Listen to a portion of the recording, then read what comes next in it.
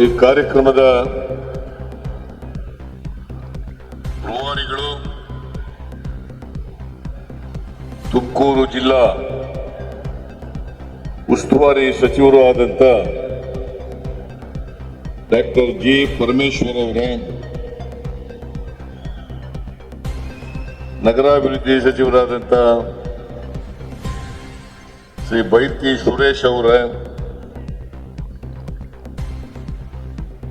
ಸರ್ಕಾರದ ದೆಹಲಿ ಪ್ರತಿನಿಧಿಯಾದಂತ ಇ.ಬಿ. ಜಯಚಂದ್ರ ಅವರೇ, ಕೆಎಸ್ಆರ್ಟಿಸಿ ಅಧ್ಯಕ್ಷರಾದಂತ ಎಸ್.ಆರ್. ಶ್ರೀನಿವಾಸ್ ಅವರೇ, ಚಿಕ್ಕನಾಯಕನಹಳ್ಳಿ ಶಾಸಕರಾದಂತ ಸುರೇಶ್ ಬಾಬು ಅವರೇ, ಪಾವಗಡ ಶಾಸಕರಾದಂತ ವೆಂಕಟೇಶ್ ಅವರೇ, ತುಮಕೂರು ಶಾಸಕರಾದಂತ ಜ್ಯೋತಿ ಗಣೇಶ್ ಅವರೇ, ತುಮಕೂರು ಗ್ರಾಮೀಣ ಮತಕ್ಷೇತ್ರದ ಶಾಸಕರಾದಂತ ಸುರೇಶ್ ಗೌಡ ಅವರೇ, ತಿಪ್ಟೂರು ಶಾಸಕರಾದಂತ ಶ್ರೀ ಷಡಕ್ಷರಿ ಅವರೇ, ತುರುವೇಕೆರೆ ಶಾಸಕರಾದಂತ ಎಂ.ಟಿ. ಕೃಷ್ಣಪ್ಪ ಅವರೇ, ಮೇಲ್ಮನೆಯ ಸದಸ್ಯರಾದಂತ ಶ್ರೀ ರಾಜೇಂದ್ರ ಅವರೇ,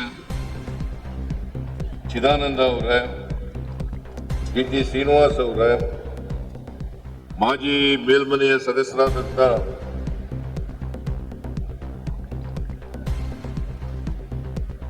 ಶ್ರೀ ಪ್ರಕಾಶ್ ರಾಥೋಡ್ ಅವರೇ,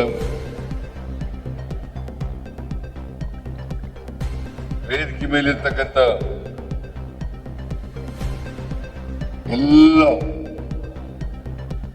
ಆಹ್ವಾನಿತ ಗಣ್ಯರೇ, ಜಿಲ್ಲೆಯ ಎಲ್ಲ ಅಧಿಕಾರಿಗಳೇ, ಇತರ ಎಲ್ಲ ಸ್ನೇಹಿತರೇ, ಇಲ್ಲಿ ಭಾಗವಹಿಸಿರ್ತಕ್ಕಂಥ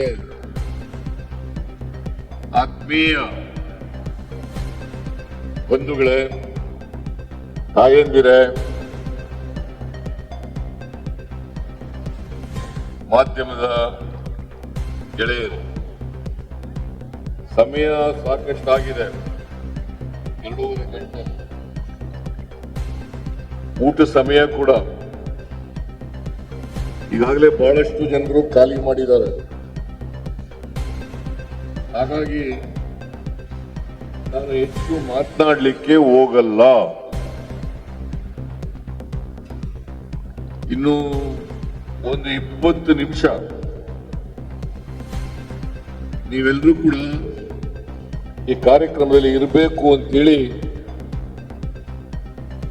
ಮನವಿಯನ್ನು ಮಾಡಲಿಕ್ಕೆ ಬಯಸ್ತಾ ಇದ್ದೇನೆ. ಈಗಾಗಲೇ ಡಾಕ್ಟರ್ ಪರಮೇಶ್ವರ್ ಅವರು, ಶಿವಕುಮಾರ್ ಅವರು, ರಾಜಣ್ಣ ಅವರು ಈ ಕಾರ್ಯಕ್ರಮದ ಉದ್ದೇಶ, ಈ ಕಾರ್ಯಕ್ರಮವನ್ನ ಯಾತಕ್ಕೋಸ್ಕರ ಮಾಡಿದ್ದೇವೆ ಅಂತಕ್ಕಂಥ ವಿಚಾರಗಳನ್ನ ನಿಮ್ಮ ಮುಂದೆ ಪ್ರಸ್ತಾಪ ಮಾಡಿದ್ದಾರೆ. ಮಾನ್ಯ ಪರಮೇಶ್ವರ್ ಅವರು ಪ್ರಾಸ್ತಾವಿಕ ಭಾಷಣವನ್ನ ಮಾಡಿ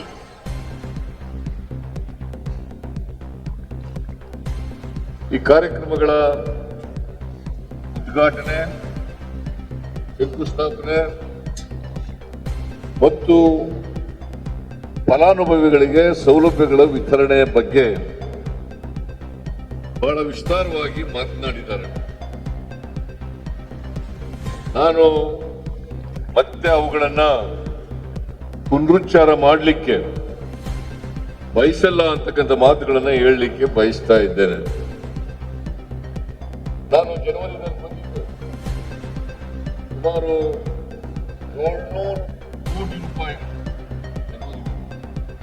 700 ಕೋಟಿ ರೂಪಾಯಿಗಳ ಸವಲತ್ತುಗಳನ್ನ ಈ ಜಿಲ್ಲೆಯ ತುಮಕೂರು ಜಿಲ್ಲೆಯ ಫಲಾನುಭವಿಗಳಿಗೆ ವಿತರಣೆ ಮಾಡತಕ್ಕಂಥ ಕೆಲಸ ನಡೆದಿತ್ತು ಅವರು. ಇವತ್ತು ಅದಕ್ಕಿಂತಲೂ ಹೆಚ್ಚು ಹಣವನ್ನ ಇವತ್ತು ವಿತರಣೆಯನ್ನ ಫಲಾನುಭವಿಗಳಿಗೆ ವಿತರಣೆಯನ್ನ ಮಾಡ್ತಾ ಇದ್ದೇವೆ, ಸವಲತ್ತುಗಳನ್ನು ವಿತರಣೆಯನ್ನ ಮಾಡ್ತಾ ಇದ್ದೀವಿ. ಯಾವುದೇ ರಾಜ್ಯ ಅಥವಾ ದೇಶ ಅಭಿವೃದ್ಧಿ ಆಗಬೇಕಾದ್ರೆ ಹಳ್ಳಿಗಳ ಅಭಿವೃದ್ಧಿ ಆಗಬೇಕು, ಜಿಲ್ಲೆಗಳ ಅಭಿವೃದ್ಧಿ ಆಗಬೇಕು, ತಾಲೂಕುಗಳ ಅಭಿವೃದ್ಧಿ ಆದಾಗ ಮಾತ್ರ ಒಂದು ರಾಜ್ಯದ ಅಭಿವೃದ್ಧಿ ಆಗಲಿಕ್ಕೆ ಸಾಧ್ಯ ಆಗ್ತದೆ, ಒಂದು ದೇಶದ ಅಭಿವೃದ್ಧಿ ಆಗಲಿಕ್ಕೆ ಸಾಧ್ಯ ಆಗ್ತದೆ. ನಾವು ಒಕ್ಕೂಟದ ವ್ಯವಸ್ಥೆಯಲ್ಲಿ ಇದ್ದೇವೆ. ಪರಸ್ಪರ ಹೊಂದಾಣಿಕೆಯಿಂದ ಆಡಳಿತವನ್ನು ನಡೆಸಬೇಕಾಗ್ತದೆ. ಹಾಗಾಗಿ ದೇಶದ ಅಭಿವೃದ್ಧಿ ಅಂತಂದ್ರೆ, ದೇಶದ GDP ಬೆಳವಣಿಗೆ ಆಗಿದೆ ಅಂತಂದ್ರೆ ರಾಜ್ಯಗಳ ಅಭಿವೃದ್ಧಿ ಆದಾಗ, ಜಿಲ್ಲೆಗಳ ಅಭಿವೃದ್ಧಿ ಆದಾಗ ಮಾತ್ರ ಸಾಧ್ಯ ಆಗ್ತದೆ, ತಾಲೂಕುಗಳ ಅಭಿವೃದ್ಧಿ ಆದಾಗ ಮಾತ್ರ ಸಾಧ್ಯ ಆಗ್ತದೆ, ಹಳ್ಳಿಗಳ ಅಭಿವೃದ್ಧಿ ಆದಾಗ ಮಾತ್ರ ಸಾಧ್ಯ ಆಗ್ತದೆ. ನಾವು ಈ ಸಮಾಜದಲ್ಲಿರ್ತಕ್ಕಂಥ ಬಡವರು, ದಲಿತರು, ಹಿಂದುಳಿದವರು, ಅಲ್ಪಸಂಖ್ಯಾತರು, ಎಲ್ಲ ಧರ್ಮದ ಜನರು, ಇವರಿಗೆ ಆರ್ಥಿಕವಾಗಿ ಸಾಮಾಜಿಕವಾಗಿ ಶಕ್ತಿಯನ್ನು ತುಂಬತಕ್ಕಂಥ ಕೆಲಸವನ್ನು ಮಾಡಬೇಕು. ಅದನ್ನೇ ಬಾಬಾ ಸಾಹೇಬ್ ಅಂಬೇಡ್ಕರ್ ಅವರು ಹೇಳ್ತಾರೆ, ನಮ್ಮ ದೇಶಕ್ಕೆ ಸ್ವಾತಂತ್ರ್ಯ ಬಂದದ್ದು ಯಶಸ್ಸು ಆಗ್ಬೇಕಂದ್ರೆ ಎಲ್ಲರಿಗೂ ಅವಕಾಶಗಳನ್ನು ಒದಗಿಸಿಕೊಟ್ಟಾಗ ಮಾತ್ರ, ಎಲ್ಲರಿಗೂ ಸಾಮಾಜಿಕವಾಗಿ ಆರ್ಥಿಕವಾಗಿ ಸ್ವಾತಂತ್ರ್ಯವನ್ನು ಕೊಟ್ಟಾಗ ಮಾತ್ರ. ಇಲ್ಲದೆ ಹೋದ್ರೆ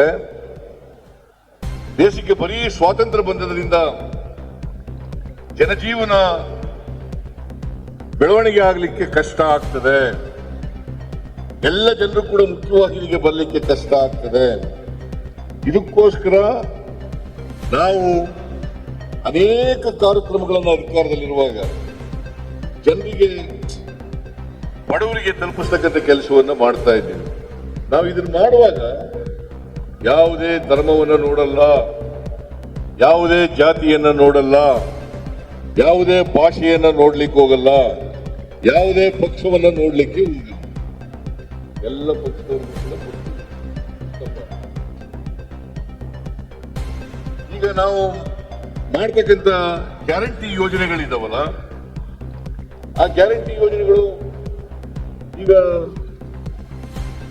ಶಕ್ತಿ ಯೋಜನೆ ಕಾರ್ಯಕ್ರಮ, ಆ ಶಕ್ತಿ ಯೋಜನೆ ಕಾರ್ಯಕ್ರಮ ಮಾಡುವಾಗ ಎಲ್ಲ ಮಹಿಳೆಯರು, ಎಲ್ಲ ಜಾತಿ ಸೇರಿದವರು, ಎಲ್ಲ ಧರ್ಮಕ್ಕೆ ಸೇರಿದವರು, ಎಲ್ಲ ಪಕ್ಷಕ್ಕೆ ಸೇರಿದವರು ಎಲ್ಲರೂ ಕೂಡ ಇದ್ದಾರೆ. ಇದರಲ್ಲಿ ಯಾವುದೇ ಪಕ್ಷ ಭೇದ ಇಲ್ಲ, ಧರ್ಮ ಭೇದ ಇಲ್ಲ, ಜಾತಿ ಭೇದ ಇಲ್ಲ, ಭಾಷೆ ಭೇದ ಇಲ್ಲ. ನಾ ಯಾಕೆ ಈ ಮಾತುಗಳನ್ನ ಹೇಳ್ತಾ ಇದ್ದೀನಿ ಅಂತಂದ್ರೆ, ಬಡವರಿಗೆ ಆರ್ಥಿಕವಾಗಿ ಶಕ್ತಿಯನ್ನು ಕೊಡಬೇಕು, ಬಡವರಿಗೆ ಸಾಮಾಜಿಕವಾಗಿ ಶಕ್ತಿಯನ್ನು ಕೊಡಬೇಕು. ಆಗ ಮಾತ್ರ ಸಂವಿಧಾನದಲ್ಲಿ ಹೇಳಿರ್ತಕ್ಕಂಥ ಗುರಿ ಏನಿದೆ, ಸಮ ಸಮಾಜವನ್ನು ನಿರ್ಮಾಣ ಮಾಡಲಿಕ್ಕೆ ಸಾಧ್ಯ.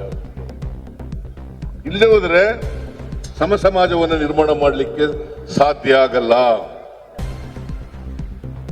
ಬುದ್ಧನ ಕಾಲದಿಂದ ಹಿಡಿದು, ಬಸವಣ್ಣನವರ ಕಾಲದಿಂದ ಹಿಡಿದು, ಅಂಬೇಡ್ಕರ್ ಅವರ ಹಿಡಿದು, ಮಹಾತ್ಮ ಗಾಂಧೀಜಿಯವರಿಂದ ಹಿಡಿದು ಈ ದೇಶದಲ್ಲಿ ಬದಲಾವಣೆ ಆಗಬೇಕು, ಪರಿವರ್ತನೆ ಆಗಬೇಕು, ಸಮ ಸಮಾಜ ನಿರ್ಮಾಣ ಆಗಬೇಕು, ಸಮಾನತೆಯ ಸಮಾಜ ನಿರ್ಮಾಣ ಆಗಬೇಕು, ಜಾತ್ಯತೀತ ರಾಷ್ಟ್ರ ಆಗಬೇಕು.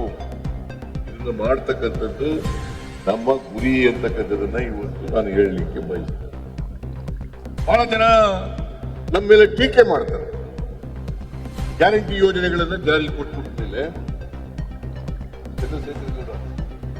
ಗ್ಯಾರಂಟಿ ಯೋಜನೆಗಳನ್ನ ಜಾರಿ ಕೊಟ್ಟ ಮೇಲೆ ಅಭಿವೃದ್ಧಿ ಕೆಲಸಗಳಿಗೆ ದುಡ್ಡಿಲ್ಲ, ಎಲ್ಲ ಅಭಿವೃದ್ಧಿ ಕೆಲಸಗಳು ನಿಂತು ಹೋಗಿದ್ದಾವೆ. ಏನಿವತ್ತು ಇಷ್ಟೊಂದು ಕೋಟಿ ರೂಪಾಯಿಗಳಿಗೆ ಅಭಿವೃದ್ಧಿ ಕೆಲಸಗಳಿಗೆ ಶಂಕುಸ್ಥಾಪನೆ ಮಾಡಿದ್ದೀವಿ. ಮತ್ತಷ್ಟು ಸುದ್ದಿಗಳಿಗಾಗಿ ನೋಡ್ತಾ ಇರಿ ಪಬ್ಲಿಕ್ ನ್ಯೂಸ್ 24x7. ಇದು ಸತ್ಯದ ಧ್ವನಿ.